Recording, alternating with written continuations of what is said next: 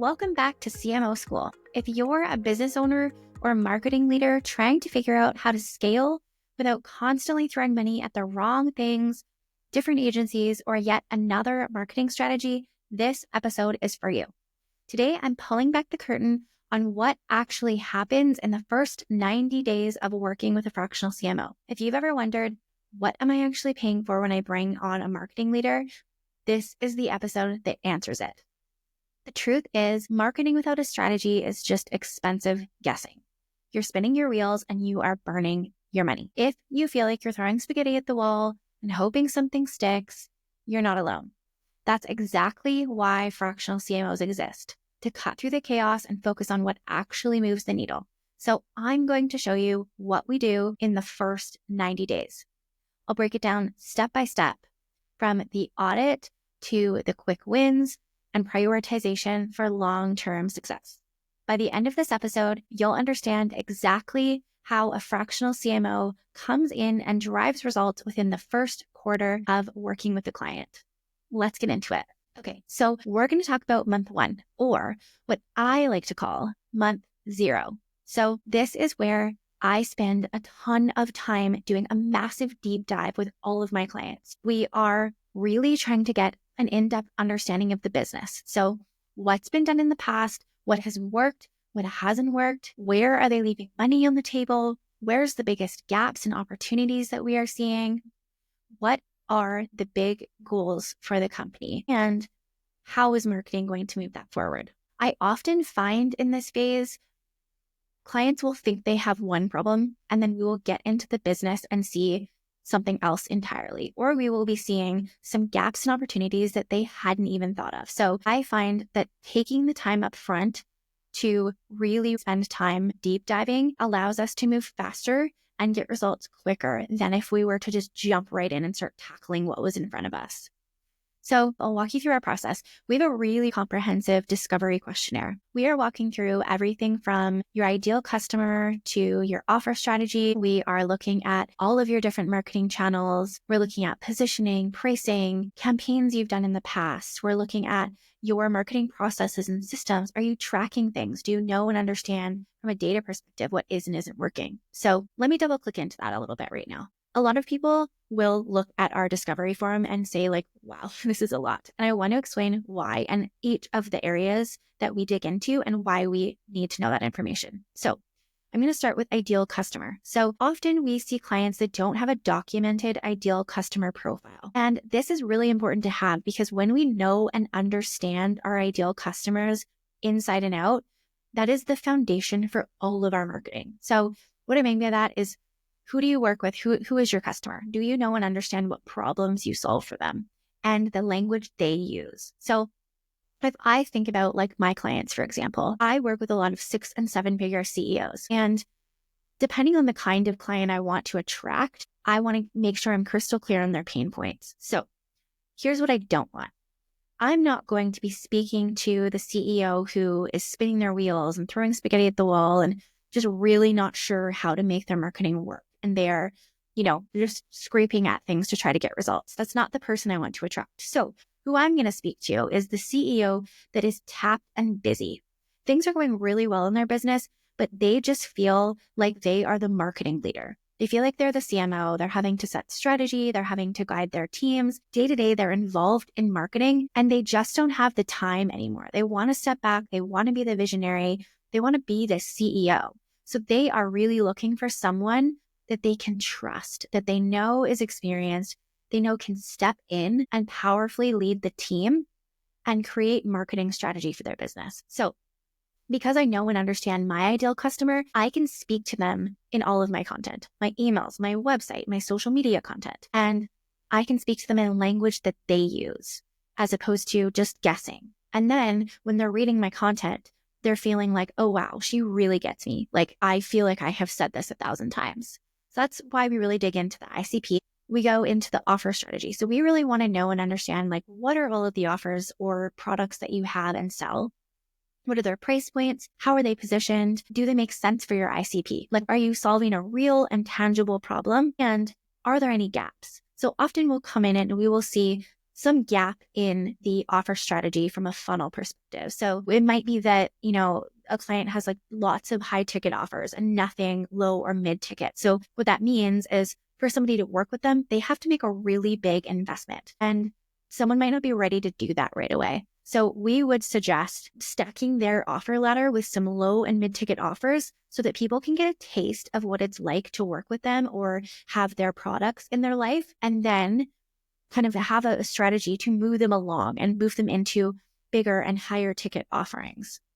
So spend time looking at the offer strategy. We also look at every single marketing channel. So we are looking at all of the social media channels you are on, email, website. We are doing a full audit of all those channels because we want to understand, are you on the right channels? Are your channels performing well for you? Is there any places that we could optimize? Often we find some really awesome, easy, quick wins here. So things we can do to like totally boost lead generation, sales, things where, to give sort of a metaphor, like we will be looking at almost this net with like gaping holes in it. And we are looking at that being like, oh my God, like we got to patch this spot up. Like you have leads falling through the cracks here. And so we'll see that often when we do our channel audits. Then we're looking at marketing systems and analytics as a whole. So we're looking at like systematically, do you plan ahead or are you really fly by the seat with your marketing? We're looking at tracking. So do you know and understand from a data perspective how your marketing is performing? Often we will hear things like, oh, my funnel's broken. They just don't have any data. So they start going and tinkering with everything, changing landing pages and, changing their webinar and changing, their social media strategy. But because they don't have granular tracking, it's really hard for them to see what is actually broken. Are people just not watching the webinar? So, okay, we need better show up emails. Are they watching but not converting? Okay, maybe we do need to optimize your webinar. Or are they just not even opening emails? Okay, well, we got to look at the subject lines we're using and, the copy in there, making sure we're getting them to click through. So data allows us to really pinpoint and understand from a data perspective what is and isn't working so that we're not guessing. So we're looking for that. We're looking at your systems. We are looking at everything. We're really trying to understand your goals as a CEO and a business owner and understand how marketing fits into that. So as we're doing this discovery, we are making a list of the 90-day priorities. So the things that we think are number one priority should be done right away that will be big needle movers in your business. And then we're also making a list of longer-term strategic initiatives that we want you to be focusing on over the rest of the year. By the end of the month, we're rolling it out to you. We're sharing it with you. We're sharing it with the team. We have a chance to answer any questions, really get aligned on the plan, and make sure that everything feels great for you, for the team. So then we move into month 2. Month 2 is when we start really getting to know the team. We start meeting with the agencies. We start integrating. And we also start chipping away at our 90-day action plan. At this point, we really want in the next 4 to 6 weeks for you to see some tangible, measurable ROI from the strategy and from working with a fractional CMO. So the things that we are implementing are often big cost savers. They are revenue drivers. They are lead generation tactics. They're things that are very tangible and very measurable and should have an immediate impact on the business. So that's usually the next 4 to 6 weeks. A lot of the integration, often in there, we are uncovering more because as we start working with teams, we start asking questions and digging into things, we uncover more data, more information, and add that to our roadmap and our strategy. Next, we move into month 3. This is where we're coming up on our end of our first quarter together. And what we do then is we have a little checkpoint and we say, okay, now that we have, been working together, we've done the strategy, we've been working together for a couple of months. What are we seeing here? Do we need to make any changes to the roadmap or strategy? And I want to talk about something here because I think a lot of people have the wrong perception about strategies. And one thing I want to stress, if you're a marketer, if you're a business owner, your strategy should not be something that is set in stone. Think of it as like guideposts. You have your North Star, you have your big goals, you know what you're tracking towards, but you really want to be flexible in how you get there because you want to make sure you can be adaptive to what you're learning and the opportunities that are coming your way. So often when we've been in a client's business for a couple of months, we start to see things, and that just means shifting priorities. So we will look at the plan and say, okay, based on what we've learned, based on what we've been able to tackle with this 90-day roadmap, here's what we think we should be focusing on for the next 90 days. And we start mapping out that together and making sure the team is aligned, and we feel really, really clear and great about the goals we're setting out to achieve and the timelines in which we're doing those. So I want to talk about some of the things that we would potentially do in the first 90 days to give you a really tangible idea of the kinds of things we might suggest as a CMO, or if you are a marketer stepping into the role of a fractional CMO, some things that I might recommend you include in your strategy. So often we'll see an opportunity for a launch. I'll give you an example of a client that we just started working with. We came into her business and she just had this organic demand for this course. People were asking for this specific type of information from her, and we were able to do a very scrappy launch for her and generate 6 figures in 4 days with this launch. And that was within our first few weeks of working together. So that was such a fantastic revenue driver and something that we were able to act on and get going really quickly because we had the right playbooks and templates in place. Other things that we would do would be foundational items. So things like building out a KPI tracker. Sometimes we come into clients' businesses and they don't have a formal KPI tracker where they are tracking and measuring their marketing performance. So that might be something. I call it, marketing foundations, making sure they've got all the basics, their KPI tracker, revenue projections. They've got a marketing budget. They have their ICP document, all of those things that are very foundational to the success of their marketing. Other things that we would also be doing is auditing any marketing expenses. So we usually like to come in, take a look at everything that you're spending from a marketing perspective, all of your tech, your team, and see if we can make any optimizations. And I'll give an example. So we came into a client last year who was working with a paid ads agency. And we were able to see from the past year worth of reporting from that agency that they had just really outgrown that agency. It was clear that they didn't really know how to optimize anymore. It looked from a data perspective like they were just guessing every week. The numbers were, going up and down, and they were not able to maintain consistent performance in their funnel. So we recommended they shift to somebody else, and they were able to make that shift and save almost $15,000 a month in agency fees because the agency we got them to switch to was not only better from a results perspective, but they were charging a significantly lower percentage of ad spend, which just meant that this client who was spending a lot on ads was saving a ton of money every month. So that was a massive win. Lastly, just a few smaller examples we might do is we'll come in and look for opportunities where we might be losing leads. So there was a client that we were auditing recently and saw that on their website, there was no mention of their lead magnets. They were very hard to find. So we identified a few places to put them on their website, as well as having exit intent pop-ups. And we were able to build their email list by 500 people within the first week just by doing that.